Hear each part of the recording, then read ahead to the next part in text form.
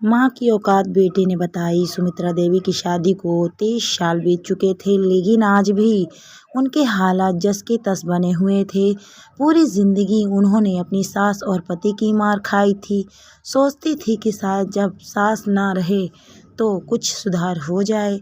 कुछ सालों के बाद सास ससुर इस दुनिया में नहीं थे, लेकिन प्रकाश अभी भी वैसा ही बदतमीज किस्म का इंसान था, जिसके लिए बीवी एक नौकरानी से बढ़कर कुछ नहीं थी। सुमित्रा देवी को समझ आ चुका था कि अब उन्हें पति का सुख तो कभी नहीं मिलेगा। शायद उनका बेटा बड़ा होकर उनकी कद्र करे, तब शायद उनकी ज़िंदगी संवर सके और वह चैन की ज़िंदगी जी पाएँ। इसी तरह ज़िंदगी के 30 साल गुजर चुके थे। बेटे का ब्याह भी हो चुका था। बेटा बहू दोनों इंजीनियर थे। बेटे ने बचपन से ही माँ को घर में काम करने वाली एक जाहिल गंवार औरत के रूप में देखा था। बहू ने जब अपनी सास पिटते देख वह भी समझ गई कि सुमित्रा देवी की घर में क्या औकात है।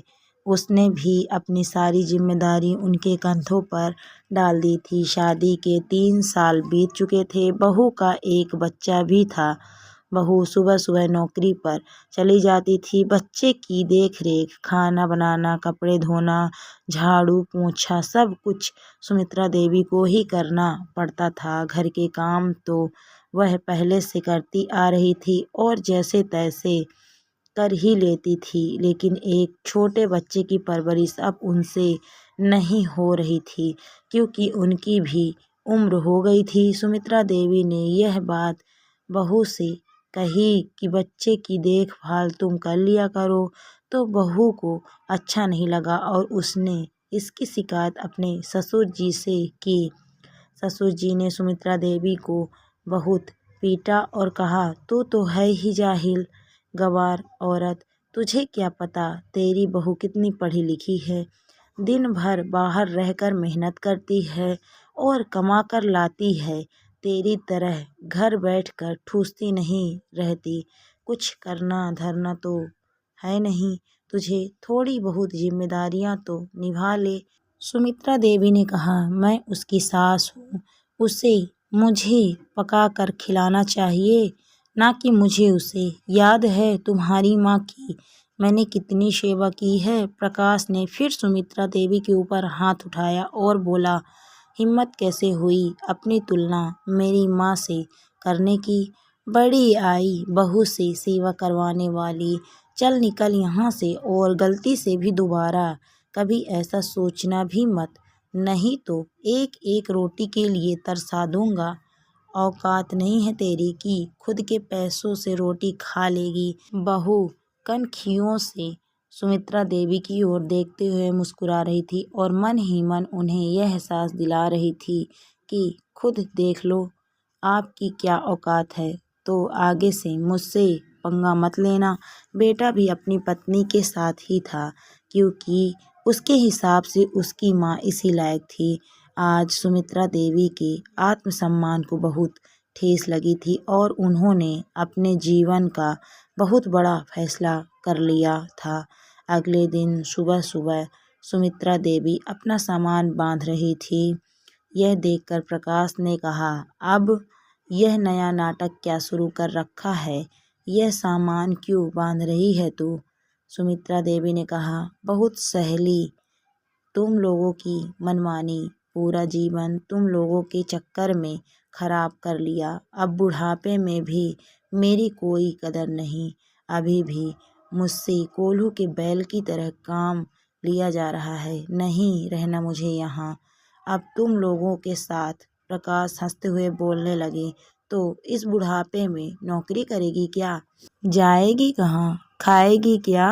कुछ सोचा है? सुमित्रा देवी ने कहा, मैंने सब सोच लिया है, तुम अपनी चिंता करो कि तुम्हारा क्या होगा, क्योंकि एक गिलास पानी भी तुम तो अपने हाथ से ले नहीं सकते। अब तुम्हें तुम्हारी औकात पता चलेगी। कहकर सुमित्रा देवी अपना सामान पैक करने लगी। उन्होंने अपनी शादी में अपने मायके से मिले जेवर भी अपने सामान में रखना शुरू किया, जिसे उनकी बहू देख रही थी। और बहू ने बोला, मम्मी जी आपको जाना है तो जाइए, लेकिन इस घर के जेवर लेकर जाने का आपको कोई हक नहीं। सुमित्रा देवी ने बहुत ही कड़े शब्दों में कहा, यह मेरे जेवर हैं, मेरे माता पिता ने मेरी शादी में दिए थे। तू होती कौन है मुझे यह बताने वाली कि मुझे क्या लेकर जाना है और क्या नहीं। यह मेरा स्त्री धन है, किसी की औकात नहीं कि मुझे मेरा जेवर लेकर जाने से रोक सके। सुमित्रा के पति प्रकाश जी बोले, अच्छा इतनी हिम्मत हो गई तेरी, तुझे जहाँ जाना है जा, यह जेवर तो कहीं नहीं जाएंगे। बहू यह जेवर ले जाकर तू अपनी अलमारी में रख ले। बहू आगे बढ़ने लगी तो सुमित्रा देवी ने कहा, ऐसी गलती मत करना, अगर मैंने पुलिस को बुला लिया ना तो तेरा क्या होगा तू अच्छे से जानती है।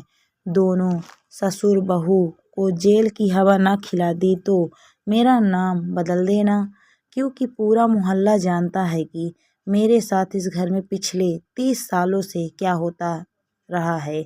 सुमित्रा देवी ने अपना सामान उठाया और घर से निकल गई।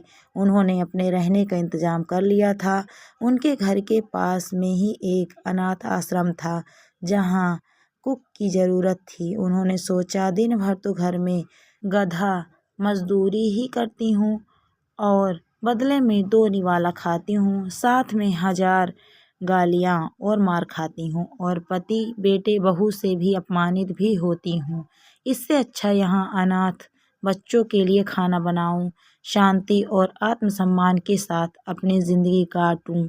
अनाथ आश्रम में ही एक कमरे में उन्हें रहने की जगह भी मिल गई थी और उन्हें ठीक ठाक वेतन भी मिलता था, जिससे उनकी गुजर बसर आसानी से हो सकती थी। सुमित्रा देवी के घर छोड़कर जाते ही बहू को समझ में आ गया था कि अब प्रकाश यानी कि उसके ससुर जी के साथ रहने में उसका कोई फायदा नहीं है। ना वह घर का कोई काम करने वाले हैं और ना ही उसके बच्चों की देखरेख करने वाले हैं। तो बेटे बहू ने भी प्रकाश से किनारा करने में देरी नहीं की और दोनों ने अपना अलग मकान ले लिया और उसमें शिफ्ट हो गए। प्रकाश अब अपने घर में अकेला रह गया था। कुछ दिनों में ही उसे अपनी औकात पता चल गई। ना वक्त पर 2 रोटी मिलती थी, ना ही कोई उसकी हेकड़ी सहने वाला था। अब उसे सुबह उठकर धुले धुलाए कपड़े पहनने को नहीं मिलते थे। घर पूरा गंदा हो रहा था। बेड के चादर तक महीनों से नहीं बदली गई थी। प्रकाश के दारू शराब की आदत की वजह से कोई काम वाली भी उसके घर काम करने को तैयार नहीं होती थी। एक एक रोटी के लिए तरस गया था प्रकाश। बाहर का खाना उससे हजम नहीं होता था। इस वजह से वह और ज़्यादा दारू शराब पीने लगा था। 2-3 महीना में ही वह बुरी तरह से बीमार पड़ने लगा और उसे समझ में आ गया था कि सुमित्रा का उसके जीवन में क्या स्थान था। अब उसे सुमित्रा की कमी बहुत खल रही थी। उसे समझ में आ रहा था कि उसने उसके साथ कितना गलत किया है। उसने जैसे तैसे सुमित्रा का पता लगाया और अनाथ आश्रम में उससे मिलने के लिए पहुंच गया। वहां जाकर उसने सुमित्रा से कहा, सुमित्रा मुझे माफ़ कर दे, मैंने जीवन भर तेरे साथ बहुत गलत किया है। आज मैं बहुत पछता रहा हूँ। मेरे पास अब कोई भी नहीं है। मैं अकेला रहता हूँ। मेरी देखभाल करने वाला कोई भी नहीं। सुमित्रा देवी ने कहा, तुझ जैसे घटिया इंसान ने मेरी पूरी ज़िंदगी बर्बाद कर दी। मेरा अब इस ज़िंदगी में कोई नहीं है, ना कोई पति, ना कोई बेटा, ना कोई बहू। मुझे किसी से कोई मोह नहीं है। चुपचाप निकल जा यहाँ से। कहकर सुमित्रा अपने कमरे में चली गई और दरवाज़ा अंदर से बंद कर लिया। आज सुमित्रा के दिल को बहुत सुकून मिल रहा था। वह सोच रही थी कि यही फैसला लेने की हिम्मत उसने उसे वक्त क्यों नहीं की थी, जब उसके साथ पहली बार उसके पति ने अत्याचार किया था। अब प्रकाश जी को भी पता चल गया था। अब सुमित्रा उसके जीवन में कभी भी वापस लौट कर नहीं आने वाली है।